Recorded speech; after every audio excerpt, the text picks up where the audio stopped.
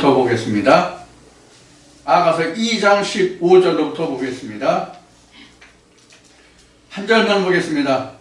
우리를 위하여 여우 곧 포도원을 허는 작은 여우를 잡으라. 아멘.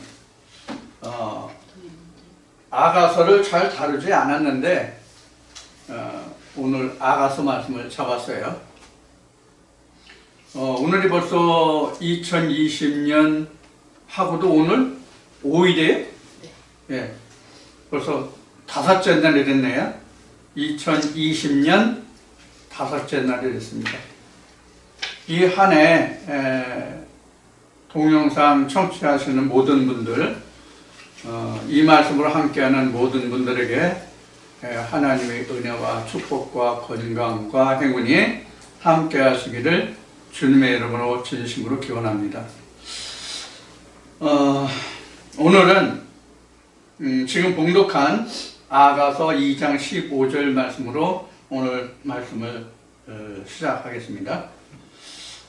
금년 한 해 오늘 이 말씀과 또 이 시간 끝나고 다음 시간에 전해지는 말씀들을 통해서 여러분들이 이 한 해 어떻게 하나님 말씀으로 내가 살아갈 것인가 하는 그런 좀 모토라고 그럴까요? 방법이라고 할까요? 그런 것을 오늘 여러분들과 함께 나누는 시간을 가져보도록 하겠습니다. 우리가 신앙생활을 한다고 하는 것은 결국은 뭐 늘 말씀을 드릴 거 여러분들도 아시고 또 성경에도 기록되어 있는 바가 같이 영혼의 권위잖아요. 베드로가 고백하기를 믿음의 결국은 영혼의 권위다 이렇게 이야기를 아주 딱 잘라서 얘기했죠. 물론 이런 말씀은 예수님이 다 하신 말씀이에요. 살리는 것은 영이다. 그리고 육은 무익하다. 뭐 이런 말씀에서부터 뭐 무수한 말씀들이 다 믿음이라는 것은 영에 관한 것임을 다 알죠. 그래서 영에 관한 것이기 때문에 믿음이라고 하는 거예요. 육신에 관한 것은 우리가 믿음이라고 안 해요. 육신에 관한 것은 뭘 말하는 거예요? 보이는 것이죠. 마음이라고 하는 것은 보이지 않는 것이죠. 그래서 보이지 않는 일의 역사를 깨닫고 믿는 그 자체를 믿음이라고 하는 거예요. 그리고 육신으로 행하는 것은 우리가 종교적 활동, 종교라고 이야기하는 거예요. 그러니까 믿음과 종교는 완전히 분리된 거예요. 기독교에서는 기독교라기보다는 신학에서는 종교를 곧 믿음으로 생각하는 그런 가르침과 그런 학문이 신학인데 사실 종교와 믿음은 전혀 차원이 다른 거예요. 다시 말씀드려요. 종교는 육신으로 이루어지는 일들이 종교예요. 믿음은 마음으로 이루어지는 것들이 믿음이에요. 그래서 종교와 믿음은 달라요. 다만 종교를 통해서 믿음으로 올 수 있다는 그 하나의 과정, 그것이 있을 뿐이에요. 그것만이 있을 뿐이에요. 그래서 세상에서 종교를 통해서 믿음으로 들어온다는 점진적인 전이 과정이 있을 뿐이지 종교와 믿음은 전혀 다르다. 이걸 우리가 잘 생각하셔야 돼요. 그런 의미에서 오늘 아가서 말씀으로 이 한 해를 시작하려고 하는 겁니다. 지금 여러분들에게 봉독해 올린 아가서 2장 15절은 뭐에 관한 노래예요? 포도원에 관한 노래예요. 포도원에 관한 노래예요. 자, 그러면 포도원 하면 과목이잖아요. 지금 우리나라 절기로 보면 이제 2020년 1월 들어서 와서 1월 이미 전지를 시작했는지도 모르겠는데 과수원은 새로운 잎이 나기 전에 먼저 금년 한 해에 어떻게 열매를 맺고 이 과목을 어떻게 잘 손질해서 좋은 열매를 맺게 할까 하는 농부의 손길이 시작되죠. 꽃이 피고 잎이 나기 전에. 그걸 바로 우리는 전지 작업, 전정을 한다 이렇게 말하죠. 전지를 어떻게 하느냐에 따라서 그 나무에 열리는 열매가 굉장히 달라지거든요. 그러니까 과수를 오래 해본 사람들은 전지를 어떻게 해야, 나뭇가지를 어떻게 잘라내야만 이 나무가 튼튼하고 열매를 잘 맺을 건가 하는 것을 잘 알잖아요. 그래서 예수님도 말씀하시기를 내 아버지는 농부고 나는 그의 아들이라고 얘기한 거예요. 자, 이와 같이 지금 이제 그 과수원 얘기를 했는데, 과수원에서 좋은 열매를 맺게 하기 위해서는 거름도 중요하고 두루 파는 것도 중요하고 다 중요하지만 그거 못지않게 중요한 것이 전지 작업을 어떻게 하느냐 하는 거예요. 그래서 성경에는 포도원의 이야기가 많죠. 포도원의 이야기가 많아요. 그래서 예수님은 요한복음 15장에서 말씀하시기를 나는 포도나무요 너희는 가지다. 나로 말미암지 않고는 열매를 맺을 수가 없다. 이렇게 말씀하셨죠. 이 말씀은 무엇과 같으냐면 나로 말미암지 않고는 아버지께로 올 자가 없다라고 하신 말씀과 같은 말씀이에요. 자, 그래서 오늘 아가서 2장 15절의 말씀을 통해서 오늘은 여러분들과 함께 그 말씀을 나누려는데, 오늘 이 말씀을 본문으로 해서 이 아가서 2장 15절 이 본문 말씀을 바탕으로 해서 극상품 포도원을 지켜라.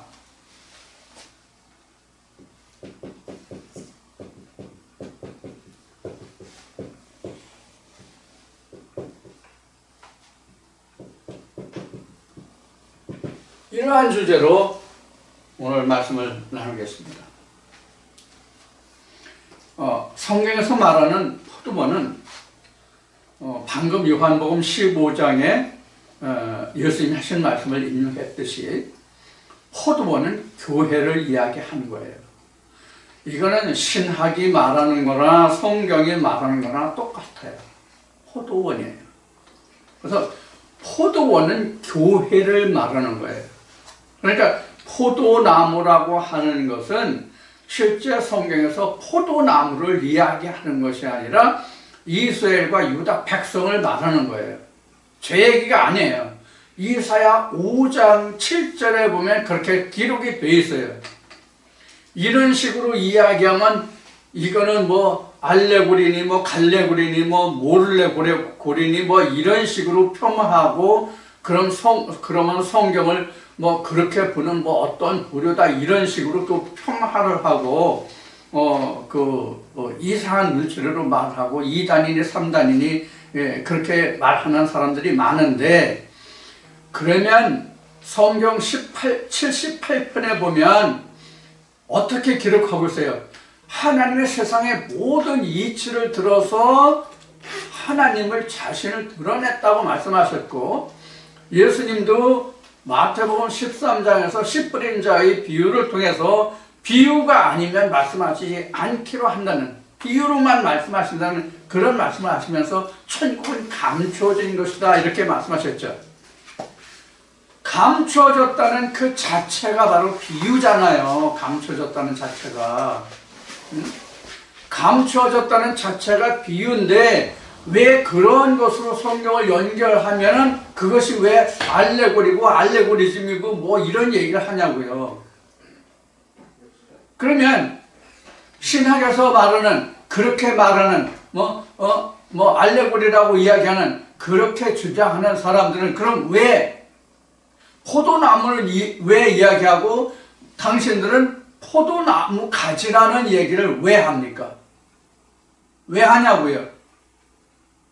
이치에 닿습니까? 앞뒤가 안 맞는 얘기잖아요. 성경에 그렇게 기록되어 있기 때문에 그렇게 말할 수뿐이 없는 거예요. 이것을 가장 대표적으로 기록한 것이 이사야 34장에 있는 말씀이거든요. 너희가 여호와의 책을 자세히 읽어보라.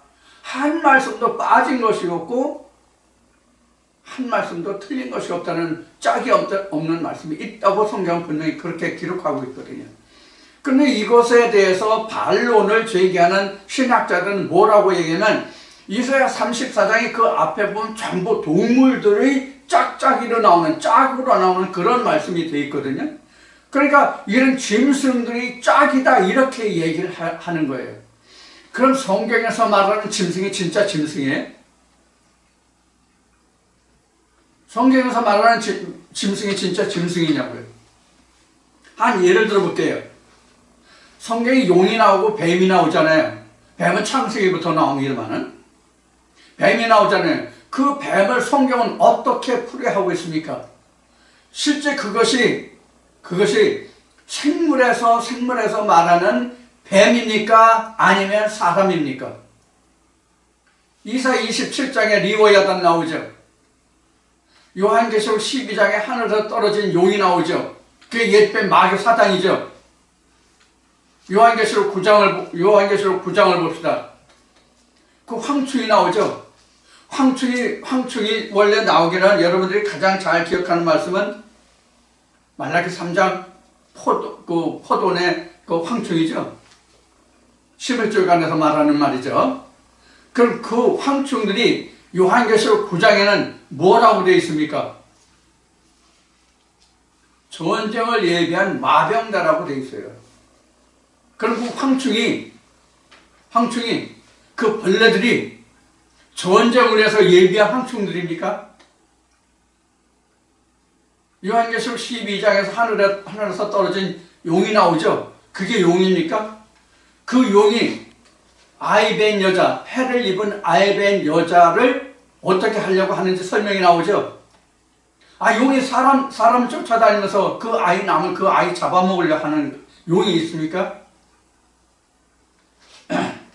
이렇게 우리는 성경을 알지 못하면 상당한 오해와 곡해를 불러일으키게 됩니다. 그래서 예수님이 그 사두개인들을 향해서 부활에 관해서 말하는 사두개인들을 향해서 너희가 하나님도 성경도 알지 못해서 오해했다는 말씀을 하시죠.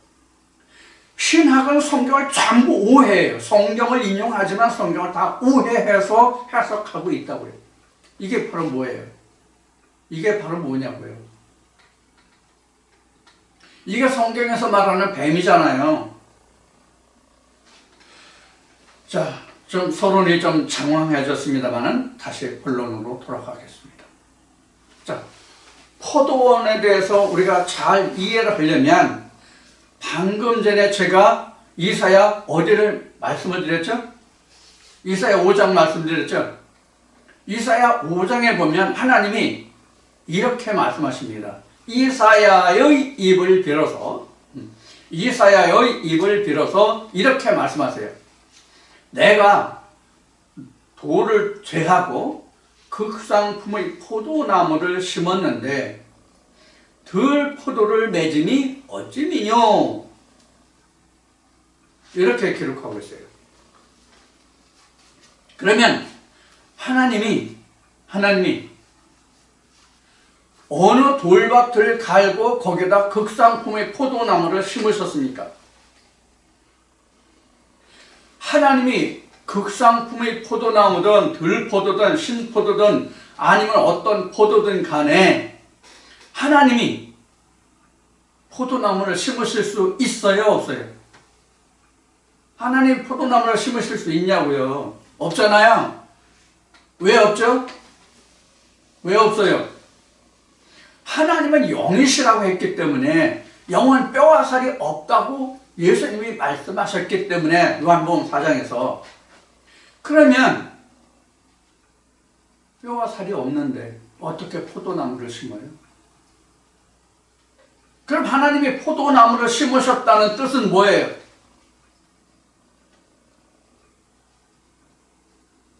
이것을 어떻게 풀으면 되겠습니까? 마태복음 13장의 씨 뿌린 자의 비유를 들었죠? 그럼 이 씨가 뭡니까? 이 씨를 누가 뿌렸다고 그랬어요?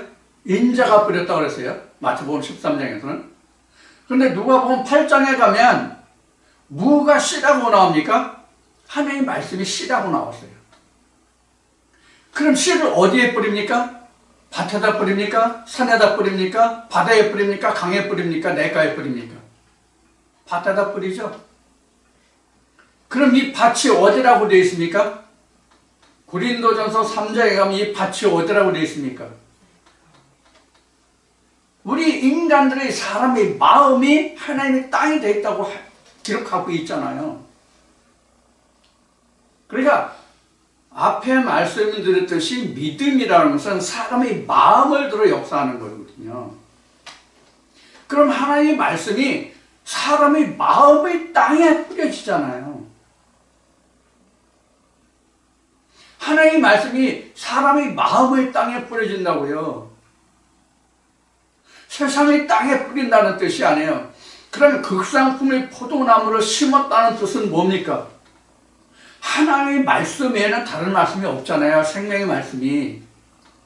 예수님이 요한복음 6장에서 말씀하셨듯이 내가 너에게 이른 말이 영이요 생명이라고 말씀하셨잖아요. 그 씨를 뿌렸단 말이에요. 하나님이 영생의 씨를, 예수라는 그 씨를 뿌렸다는 뜻이란 말이에요. 극상품의 포도나무를 심었다는 뜻은. 그래서 요한복음 15장 얘기했죠. 여러분 잘 아시는 말씀이에요. 나는 포도나무고 너희는 가지라는 얘기. 그래서 나로 말미암지 않고는 좋은 열매를 맺을 수 없다 이렇게 했어요. 그래서 좋은 열매를 맺지 아니하면 어떻게 한다고 했어요? 다 걷어들여서 말려가지고 다 불에 타서 아궁이에 들어가서 태운다고 돼 있죠. 이게 심판을 얘기하는 거거든요. 그러면 이사야 5장 말씀을 드렸는데 이사야 5장에 보면은 극상품 포도를 심었는데 들포도를, 신포도를 맺었다고 돼 있어요. 자, 농부가 극상품의 포도를 심어서 거두면 그거 뭐 하나요? 그거 뭐 하나요?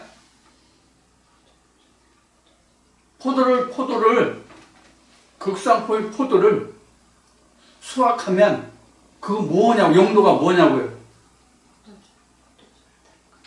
우리는 일반적으로 포도를 거두면 그냥 식용으로 그냥 먹잖아요. 그런데 성경에서 말하는 극상품의 포도를 거두면은 먹는 것이 아니라 포도주를 만들어야 돼요. 포도주를 내야 된다고요. 마태복음 10장인가 보면 예수님이 포도주를 즐기는 자라고 되어 있죠. 그래서 바리새인들이 힐난을 했죠. 저는 포도주를 즐기는 자라고.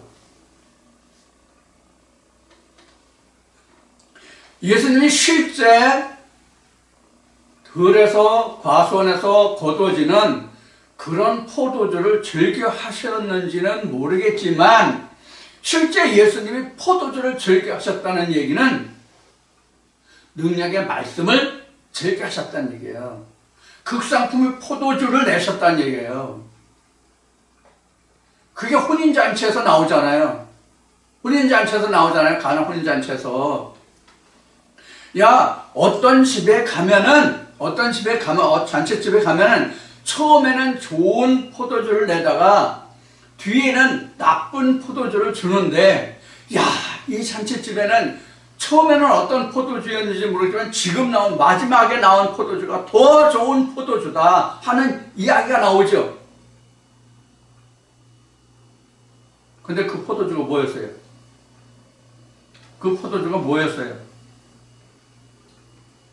그냥 도가니에 그냥 채운 냉수를 떠다 줬잖아요. 실제로는 도가니에 든 냉수를 떠다 줬잖아요. 빈독에 물을 채우게 했잖아요. 예수님이 제자들 시켜서. 근데 그 물을 떠다가 혼인잔치에 온 그 사람들에게 그걸 나눠주라고 그랬죠. 근데 그 사람들이 마셔보고는 이런 포도주가 있었느냐 하는 이야기를 성경 복음서에 기록하고 있죠. 그게 뭐예요? 요한복음 4장의 생명수예요. 그 포도주 맛을 봤다는 얘기예요. 실제 포도주가 아니라.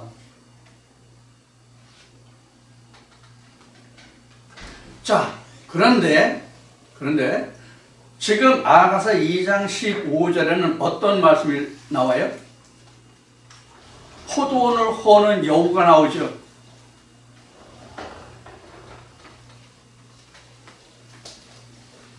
복음서에 보면은 그 포도원을 허는 여우를 잡으라 그랬는데 그 여우는 곧 헤롯이라는 말씀이 나와요. 복음서에 보면. 당시에 헤롯이 예수를 믿는, 예수 이름을 증거하는 그 사람들을 다 죽였잖아요. 가장 대표적인 여대예요. 동막 박사가 아기 예수를 낳았다, 왕이 됐을, 이스라엘 왕이 됐을 아기 예수를 낳았다고 했을 때에 헤롯이 자기 부하들을 시켜서 어디서 그런 이야기가 있는지 어디에 있는지 알아보라. 나도 그에 가서 경배하려고 한다. 이렇게 했지만 그 실상이 뭐였는지 여러분들 잘 아시죠? 이 얘기 언제 제일 많이 들으셨어요, 여러분들? 크리스마스 때.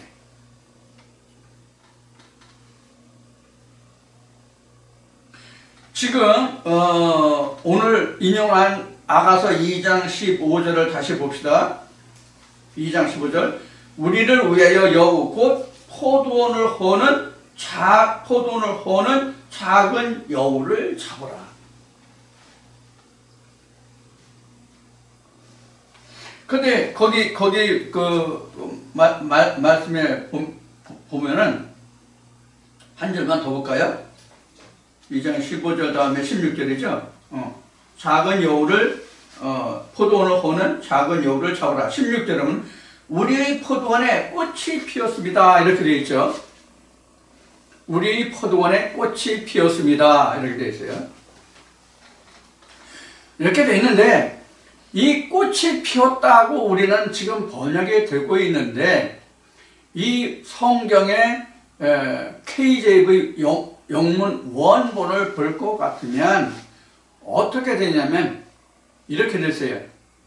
Tender grace. 텐더가 뭐죠? 텐더가 무슨 뜻이죠? 텐더. 노래 하나 소개해 드릴까요? 지금 생각나네요. 미국에서 상당히 추앙을 받는 가수 중에 엘비스 프레슬리가 있었죠. 엘비스 프레슬리를 기념하는 그 음악 기록 영화도 나오고 이제 했었는데 엘비스 프레슬리가 부른 노래 중에 Love Me Tender라는 제목의 노래가 있었어요. Love Me Tender, I love so. You mean everything to me. 라는 가사가 중간에 나와요. 자, 여기서 텐더라는 것은 부드럽고 상냥하고 그냥 뭐라 그럴까, 마일드한, 야들야들한 이제 그런 의미를 가지고 있는 게 텐더예요. 그러니까 막 이제 꽃이 펴서 열매를 맺은 어린 열매, 포도 열매를 여기서는 말하고 있어요. 아가서 2장 15절 16절에서는. 그러면 이것은 우리 신앙 믿음으로 보면 무엇을 말하냐면 이제 내가 세상의 종교에서 벗어나서 이제 예수 그리스도에게 입문하여 이제 막 열매를 맺은 상태예요. 그러니까 우리가 세상의 사람의 탄생으로 보면 이제 갓 태어난 어린아이예요. 성경적으로 말하면 아기 예수예요. 이게 바로 뭐냐면 지금 포도나무에 꽃이 피었다는 뜻의 단어예요. 그래서 지금 2장 15절 16절은 포도원에 꽃이 피었음이니라 이렇게 되어 있잖아요. 이렇게 포도원에 꽃이 피었음이라고 우리는 설명하고 있는데 이것이 tender grapes라 그런 얘기예요.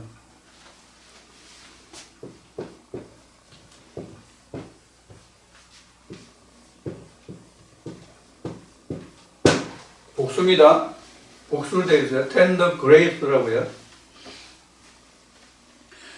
이거예요. 그러니까 쉬운 얘기로 하면 어린 아기 예수들 이렇게 말할 수 있겠죠. 근데 요런 열매를 갉아먹는, 열매를 멍들게 하는 것이 뭐냐면 작은 여우라고 되어 있어요. 작은 여우. 이 여우가 그 히브리어로 슈알인데 슈알인데 이 여우라는 뜻을 의미적으로 상징적으로 썼어요. 여러분들 여우가 굉장히 저축성이 굉장히 강한 짐승 중에 하나예요. 어떤 뜻으로 말하냐면 여우가 먹을 것을 많이 사냥을 해요. 그러면 그 먹을 것을 한 번에 다 먹지 않고 땅에 묻어요. 그리고 자기 나름대로 영역 표시를 해요. 그리고 먹이가 없을 때 그걸 찾아서 다시 먹거든요. 근데 우리는 이렇게 얘기해요. 지금은 어떻게 그 어린 아이들이 여우에 대해서 듣고 자라는지 모르겠는데, 제가 어렸을 때는 이렇게 어른들이 얘기했어요. 여우는 썩은 것을 좋아한다. 여우는 썩은 것을 좋아한다. 그래서 땅에 묻었다가 그것을 다시 파내서 먹는다. 이렇게 듣고 배웠거든요. 그렇게 자랐거든요. 그래서 지금 성경에서 여우를 말하고 있는 것은 그 은유적인 이야기예요. 표면적인 스토리를 이야기하는 것이 아니라 비하인드 스토리를 얘기하는 거예요. 우리나라에도 느글느글하고 좀 사람이 좀 뭐라 그럴까 좀 사람들하고 대인 관계에 있어서 확실치 못하고 의문스럽고 그러면 저 자식 저거 능구렁이 같다는 이야기를 하죠. 그럼 실제로 그 사람이 능구렁이에요. 능구렁이의 어떤 태도를 보고 하는 것이거든요. 마찬가지로.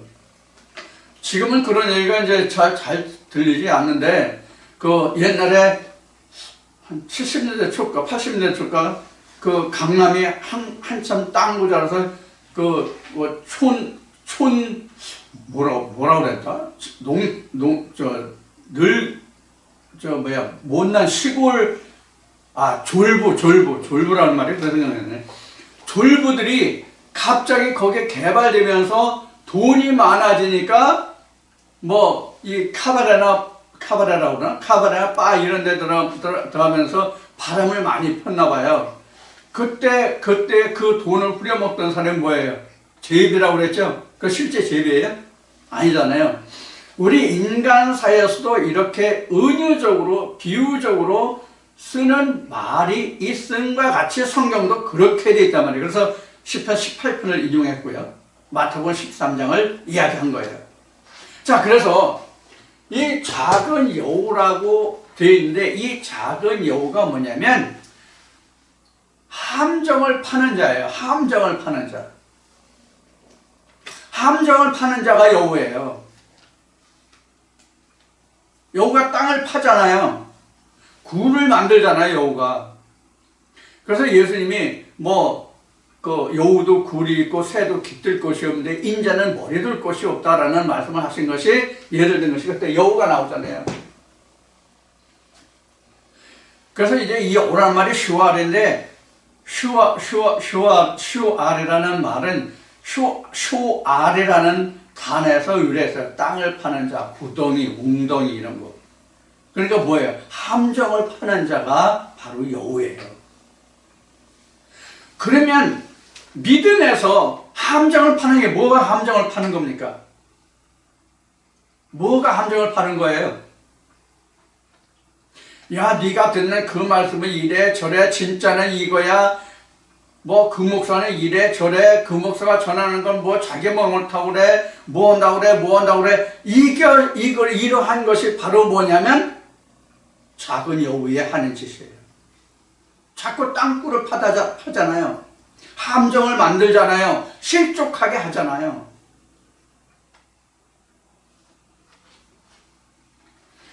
그러면 우리는 이런 것을 생각해야 돼요. 제가 늘 이런 비유적인 이야기를 풀어드릴 때 제가 늘 하는 말이 있죠. 뭐예요? 두 가지 예를 들어요. 대표적으로 가장 많이 쓰는 것이 두 가지 예를 들어서 설명을 해서 풀어드려요. 그러면 여우에 대해서 풀어드린다면 이것도 두 가지로 풀어드릴 수 있어요. 외적인 것과 내적인 거예요. 외부에서 다른 사람들이, 주변 사람들이 나에 대해서 하는 말과 행동과 그 들리는 모든 이야기들이 나에게 작은 여우가 될 수도 있는 반면에 내면적으로 들어와서는 자기 마음속에서 역사하는 그 무엇이에요? 자, 지금 작은 여우를 두 가지로 설명을 드렸어요. 외적인 것과 내적인 것. 근데 외적인 것과 내적인 것을 들어서 보면은 어느 것이 내가 대처하기가 쉬울까요?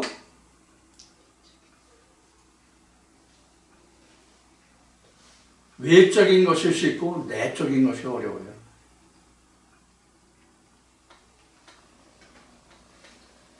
지금 우리가 사는 이 지구촌에 전쟁이 끊일 날이 없죠.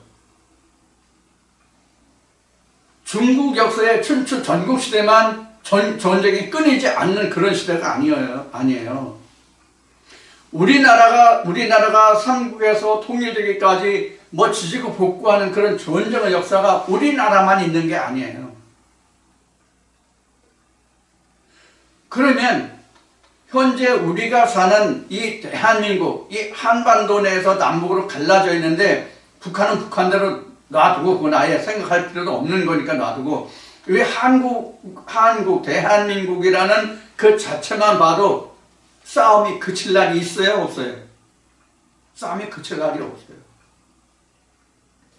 표면적으로는 우리가 안연한 삶을 살아가는 것 같지만 하루도 우리가 전쟁을 쉬는 날이 없어요. 이거는. 오늘도 우리가 전쟁을 하고 있는 거예요. 어떤 전쟁을 하고 있어요? 작은 여우를 잡는 전쟁을 하고 있는 거예요. 우리는. 작은 여우를 잡는 전쟁에 내가 소홀히 하면 나는 그 구덩이에 빠져요. 함정에 빠져요. 실족한단 말이에요. 그것이 밖에서 올지 내 안에서 올지 나도 모르고 너도 모르고 심지어는 하나님도 몰라요.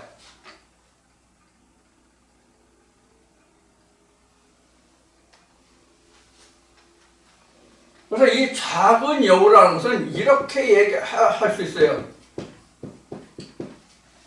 작은 함정, 사소한 것. 이까지쯤이야. 이런 거? 늘상 있었던 거야. 까짓거 그냥 내버려도. 그래서 세상 속담에도 이런 말이 있죠. 호미로 막을 것, 가래로 막는다. 근데 가래로 막을 수만 있으면 괜찮아요. 가래로 못 막고 두기 완전히 댐이 터질 경우도 있거든요. 완전 실족이죠. 그래서 히브리서는 이렇게 기록하고 있는 거예요. 너희가 한번 은혜 안에 들어왔다가 은사를 맛보고 여기에서 떨어지는 자가 되면 다시 돌이키는 회개하는 제사가 없다. 이렇게 된 거예요. 이게 무서운 거예요.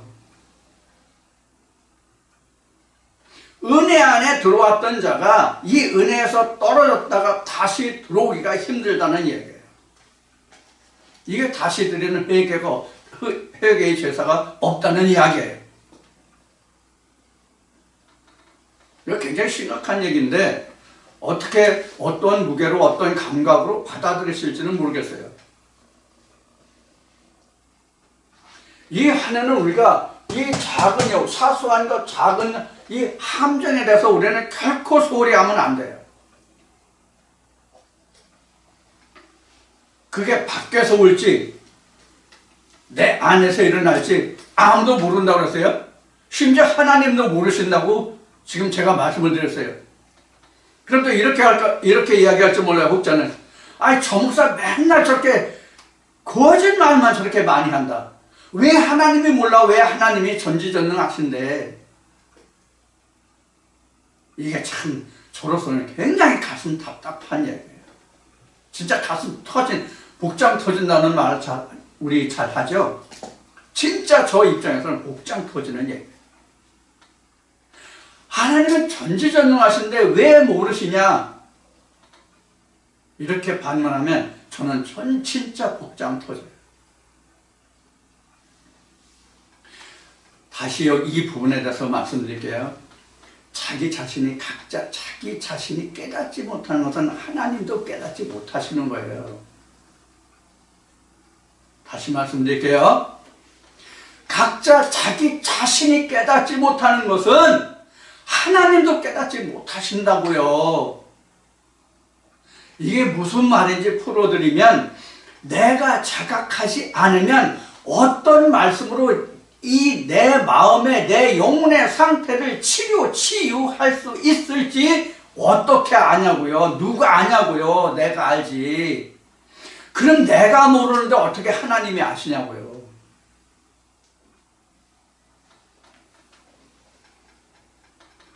내가 자각하지 못하는데 내게 이런 함정의 웅덩이가 파져 있다는 것을 내가 모르는데 하나님이 어떻게 아시냐고요. 내가 알아야 하나님을 초청해서 하나님 말씀을 불러들여서 내 상처를 치유받을 수 있을 거 아니에요. 그럼 누가 먼저예요? 내가 먼저 아닙니까? 내가 먼저 내 자신을 깨닫는 게 먼저잖아요.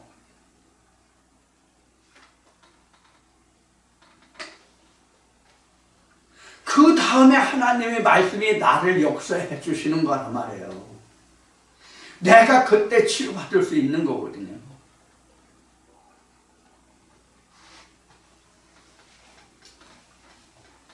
근데 우리가 지금 제가 좀 속이 답답해서 지금 목청이 좀 커졌는데요.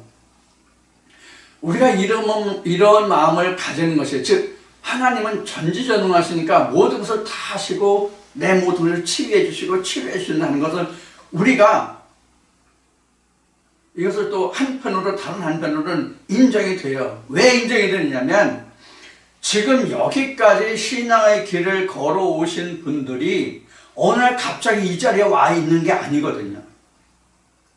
그 앞에 많은 시간들을 쪼개고 아껴서 많은 세월 동안을 신앙생활을 해 오셨잖아요. 그런데 그 많은 신앙생활을 해 오시는 중에 그런 이야기를 너무나도 많이 들었기 때문에 그런 마음이 내게서 쉽게 사라지질 않아요. 하나님이 다 하신다. 하나님은 전지전능하시다. 그러니까 하나님 모든 것을 다 하신다. 다 아시고 하신다. 이런 말과 생각이 내 뇌리와 가슴에서 떠나질 않아요. 이게 가장 무서운 거예요, 사실은. 그래서 저는 지금도 말씀드렸지만 내가 안 하면 하나님도 일 안 하신단 말이에요. 내가 안 하면 하나님도 일 안 하신다고. 그럼 누가 더 커요? 지금 한 말만 놓고 보면 하나님이 큽니까? 내가 큽니까? 내가 커요, 내가 하나님보다. 말씀이 내 안에서 이루어졌을 때는 하나님이 나보다 월등히 크시고 전지전능하시지만 내가 그 말씀을 받아서 내 안에서 하나님 완전한 포도원을 일으키기 전까지는 내가 더 크다고요. 포도원이 되어야만 하나님이 크신 존재가 되는 거예요.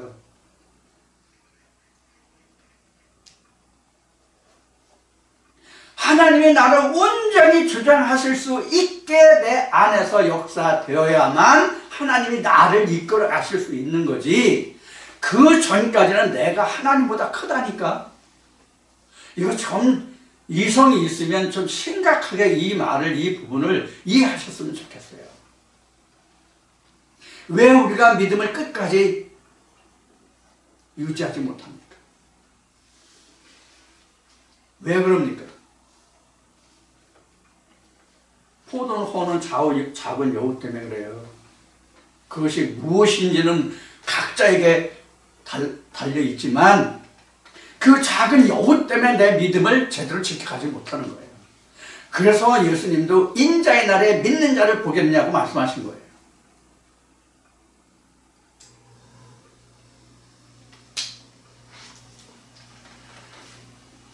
그래서 우리가 이 믿음을 유지한다고 하는 것은 종교와는 전혀 달라요. 앞에 종교와 믿음을 얘기했죠. 종교는 더불어 하는 거예요. 종교는 사람과 사람이 부딪혀가면서 더불어 하는 거예요. 그런데 믿음은 절대로 더불어가 아니에요. 더불어라고 한다면 하나님과 나뿐이 없어요. 믿음은 하나님과 나뿐이 없어요. 그런데 종교는 하나님은 없어도 사람과 사람들끼리 뭉쳐서 할 수 있는 것이 종교예요. 믿음은 절대로 사람의 필요 없어요. 나와 하나님만 있으면 돼요. 엄청난 차이예요. 근데 우리가 이것을 생각하지 않아요.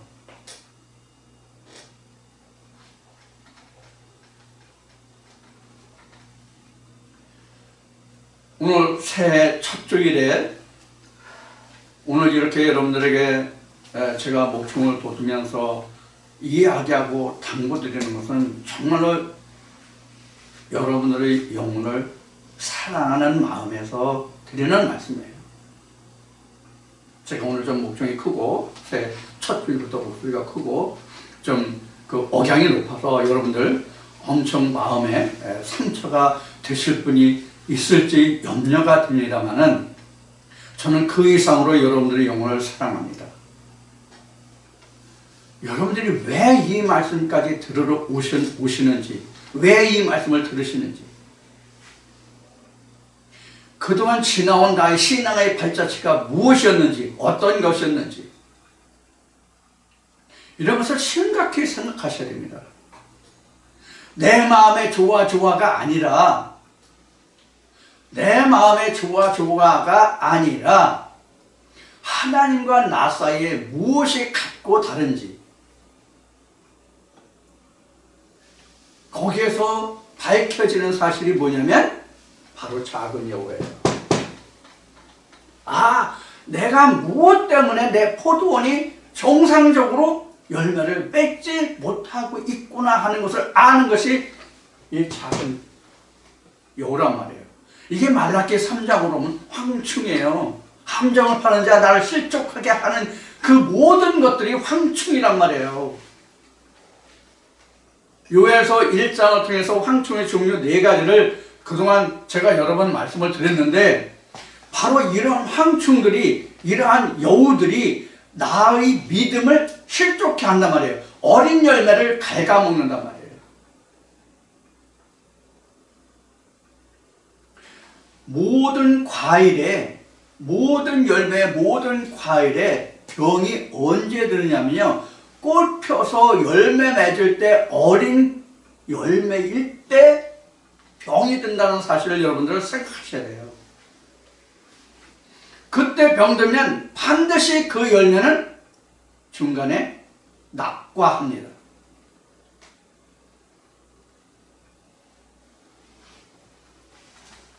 여러분들 밤을 이렇게 좋아하시는 분들은 많이 사서 드시고 그럴 텐데, 견과류 해서 건강식품이라고. 이 밤 꽃 필 때 나방이 거기다 알을 산란합니다. 그러면 그 꽃 필 때 거기에 산란해서 그 해충이, 벌레가 거기에 그냥 같이 들어갑니다. 그래서 밤 속에서 그 부화를 해서 완전히 가을에 수확했을 때 속에서부터 벌레가 부화해서 먹고 그것이 나방이 되는 거예요. 모든 열매가 다 그렇습니다. 제일 위험한 때가 언제냐 하면 텐더 그레이프스입니다. 텐더 블레이스입니다. 어린 열매일 때.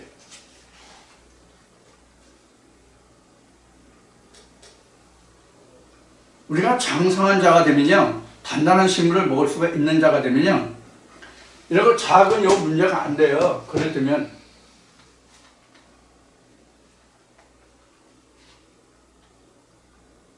이런 거를 여러분들 잘 유념하셔서 이 한 해에는 정말로 여러분들이 지금 이 믿음의 길에서 낙오되는 자가 없고 정말로 극상품의 포도 열매를 맺어서 여러분들 스스로 아주 극상품의 포도주를 빚어 마실 수 있는 여러분들이 되시기를 기원하는 마음으로 오늘 이 말씀을 드리는 거예요. 포도주 언제까지 제가 여러분들에게 드릴 수 있을 것 같아요? 여러분들은 저 목사가 저 사람이 전하는 말씀만 가지면 나는 충분히 천국 갈 수 있어 이렇게 생각하는 분들 혹시 없으신가요? 만약에 지금 제가 말씀드린 것 같은 그런 생각을 하셨다면 그분은 가능성이 거의 희박합니다.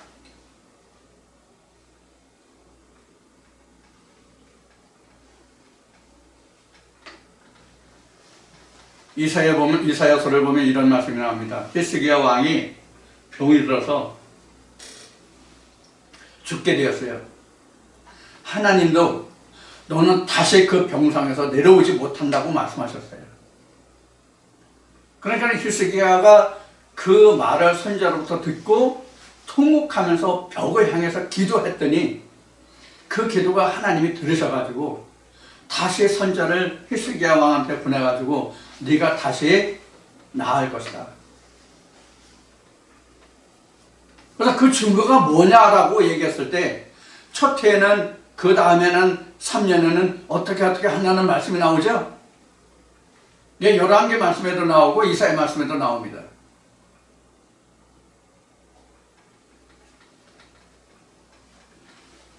두 때까지는 목사가 전해주는 말로서 내가 살 수 있어요. 세 때가 되면 스스로 양식을 구해야 됩니다. 그자만이 마지막 때까지 이겨 남을 수 있는 자입니다. 아니 시집가고 장가가서 결혼해서 자식을 키우면 분가해야 되잖아요. 재금 나야 되잖아요. 제 고향 충청도에서는 재금 난다고 그랬어요. 분가해야 되잖아요. 자기가 일해서 벌어서 처자식을 건사해야 되잖아요. 성경도 똑같아요. 그럼 셋째가 언제냐? 가나안이에요. 예수 그리스도와 함께하는 때예요.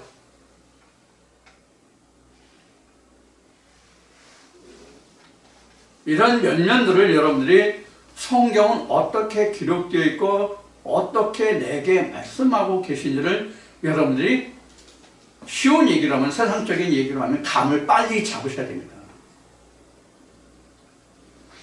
내가 저 목자 밑에서 말씀만 들으면 천국 갈 수 있다 이거 없어요. 절대로 없어요. 100% 없어요. 같이 할지라도 그 말씀 속에서 나는 나대로 나의 양식을 만들어 먹을 수 있어야 돼요. 그게 없으면 안 돼요. 그래서 제가 항상 뭐라고 그랬어요? 여러분들은 말씀을 들으면 이건 내가 먹어보고 내가 맛을 안 그대로만 이야기하는 것이지 여러분들이 듣는 여러분들이 먹어보고 맛을 느낀 그 맛과 음식을 이야기하는 것이 아니다. 그럼 여러분들은 어떻게 해야 된다고 그랬어요? 나도 먹어보고 어떤 맛과 어떤 음식인지를 여러분들이 간별하라고 그런 부탁의 말씀을 여러 번 드렸을 거예요. 그래서 우리 그 웃기는 말에 어떤 혀 짧은 그 서당 선생이 나는 하늘 편해도 너는 하늘 천해라. 이 말이 혀가 짧으니까 그게 잘 안 됐잖아요. 그러니까 듣는 학동들이 듣고 편하니까 그게 아니고 천이라고 하는데 더 발음이 세져가지고 편했죠. 어떤 의미로 이 말씀을 드리고자 하냐면 내가 여러분들에게 전하는 말씀이 하늘천이라도 여러분들이 하늘편으로 들을 수가 있고, 내가 하늘편이라고 했는데 여러분들 하늘천으로 들을 수도 있고, 그런 것이 없잖아 있을 거란 말이에요. 이거 어떡합니까? 누가 바로 잡아요? 자기 자신이 해야 돼요. 아니면 질문하고 서로 변론해야 되고요. 그래야만 내 안에서 작은 요 함정, 이 사소한 문제들이 점점점 더 커져가지고 엄청난 댐을 무너뜨리는 일이 생기지 않는다 얘기예요. 여러분들의 포도원은 여러분들이 자신이 가지고 있는 여러분들의 영혼이 여러분들의 포도원입니다. 그런데 그 포도원에 많은 포도나무가 지금 자라고 있죠? 그렇죠? 한 그룹입니까? 아니에요. 수많은 포도나무가 있어요. 수많은 포도나무가 있는데 이 뜻은 뭐냐면 많은 말씀들이 있다 그런 얘기예요. 각자 누구든지 많은 말씀들이 있어요. 한 말씀이 있는 게 아니에요. 그런데 그 중에는 극상품의 포도나무인 줄 알았는데, 즉 이거는 진짜 하나님의 생명의 말씀인 줄 알았는데 들포도나무인 것이 있을 수 있단 말이에요. 이것을 제하여 나가야 돼요. 그래 전부 극상품 포도나무가 되죠. 그래야 하나님이 기뻐하시는 포도원이 되죠. 그때 비로소 하나님은 우리에게 울타리가 되어주시는 거예요. 들포도를 맺으면 하나님이 우리에게 울타리를 거둔다고 말씀하세요. 어디에 있어요? 이사야 5장에 그렇게 기록하고 있어요.